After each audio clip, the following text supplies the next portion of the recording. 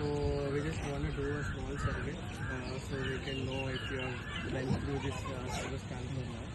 So can we know your age group? 25. 25. और तुमको कभी सुना है फेक लोन ऐप्स के बारे में कुछ?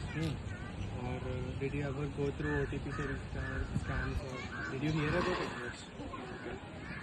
Do you know that cyber helpline number is 1930? Okay. Did you ever receive suspicious calls or messages or links? So what do you think about this awareness that people like students like us are doing this through NGO called as the Arya Foundation? Everyone getting into links without knowing complete details. That's the risk. They should know everything details about what they are interested for. Exactly. So that's why we have to be careful on what links we are clicking on what OTPs we are sharing and etc. So we would like to take a signature and a small picture. So you're okay with that?